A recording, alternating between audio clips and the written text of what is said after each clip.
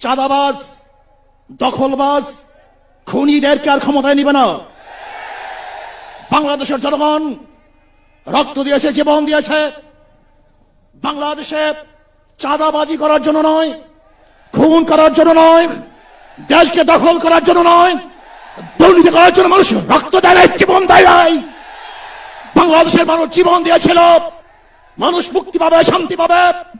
আমার গরিব দুঃখী মানুষ ক্ষুধার্ত থাকবে না, বাংলাদেশের একজন মানুষও খোলা আকাশের নিচে থাকবে না, বাংলাদেশের একজন গরিব বস্ত্রহীন থাকবে না। আমার বাংলাদেশের কোন মানুষ গুম হবে না, খুন হবে না, বাংলাদেশের কোন ব্যবসায়ীকে চাঁদা দিতে হবে না, বাংলাদেশের প্রত্যেক নাগরিক অধিকার বাস্তবায়ন হবে, তারা শান্তিতে বসবাস করতে পারবে, নির্বিঘ্নে ঘুমাতে পারবে, আমার মা বোনরা ইজ্জত দিয়ে রাস্তায় চলাফেরা করতে পারবে। বাংলাদেশের মসজিদ থাকবে, মাদ্রাসা থাকবে, দাড়ি থাকবে, টুপি থাকবে, দাড়ি ভরে কেউ আক্রমণ করতে পারবে না, টুপিকে ছিনিয়ে কেউ নিতে পারবে না, ইসলামের বাইরে কেউ আইন পাশ করতে পারবে না। এর জন্য জীবন দিয়েছিল, রক্ত দিয়েছিল। দ্বিতীয়বার দাড়ি টানবে এই দৃশ্য দেখার জন্য মানুষ রক্ত দেয় নাই।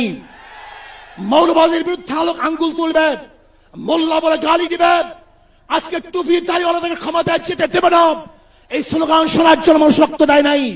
এই দৃশ্য দেখার জন্য বুকের তাজা রক্ত জমিনে ঢেলে দিয়ে মানুষ শাহাদাত বরণ করে নাই, বরং বাংলাদেশের মানুষ শাহাদাত বরণ করেছিল এই জাতিকে মুক্তি দেওয়ার জন্য, কোরআন ও সুন্নাহর আইন বাস্তবায়ন করার জন্য। বাংলাদেশের মানুষ ওই ভারতের গোলামি করার জন্য রক্ত দেয় নাই। বাংলাদেশের মানুষ ভারত আমাদের দেশে কর্তৃত্ব নেতৃত্ব করবে, আমেরিকা আমাদের দেশে কর্তৃত্ব নেতৃত্ব করবে, এর জন্য বাংলাদেশের মানুষ জীবন দেয় না, রক্ত দেয় নাই। বাংলাদেশের মানুষ সাধন, তারা নিজেরা আইন প্রণয়ন করবে, নিজেরা সংসদ পরিচালিত করবে, তারা নিজেদের পায়ে দাঁড়াবে। বাংলাদেশের মানুষ জীবন দিতে পারে, কিন্তু কার গোলামি করতে পারে না। প্রিয় ভাইয়েরা আমার, আমি বিশ্বাস করি আজকে মঞ্চে যারা আছেন, যদি আমরা মুনাফিকি না করি, মঞ্চে যারা আছেন যদি মুনাফিকি না করি, মুখের এবং কাজের কথা যদি একসাথে থাকেন, মুখের সাথে কাজের যদি মিল থাকেন, আমি এই লক্ষ জনতার সামনে কসম করে বলতে পারি আগামীতে ক্ষমতায় যাবে ইসলাম, ক্ষমতায় যাবে ইসলাম, কোন সন্দেহ নাই।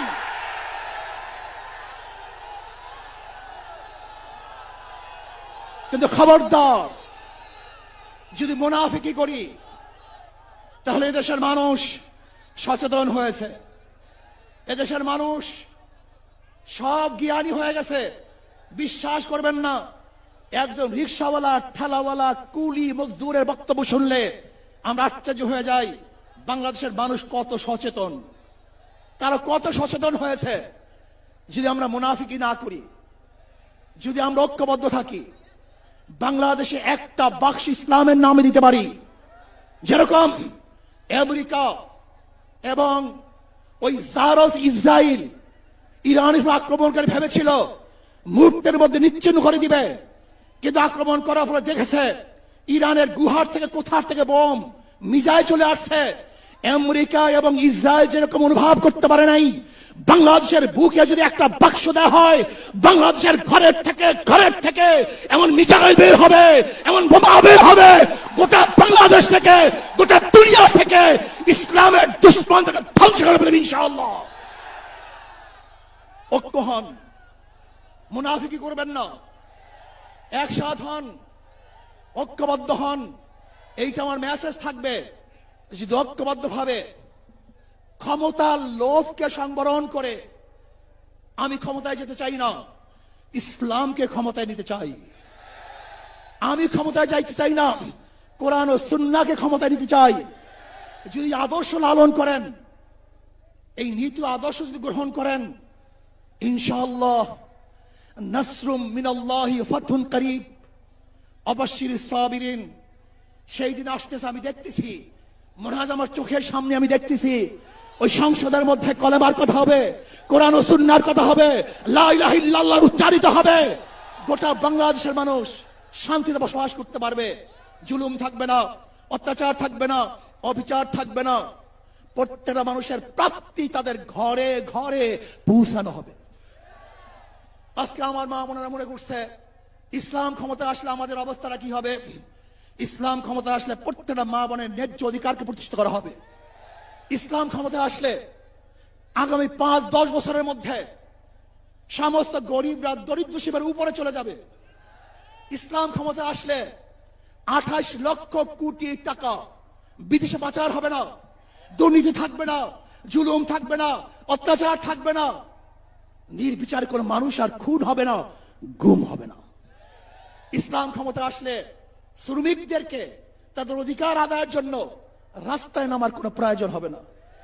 ইসলাম ক্ষমতা আসলে কৃষক, শ্রমিক, মজদুররা তাদের অধিকারকে প্রতিষ্ঠিত করার জন্য ইসলামী সরকার তাদেরকে নিয়ে কমিটি গঠন করে তাদের প্রাপ্তি তাদের কাছে পৌঁছায় দেবে।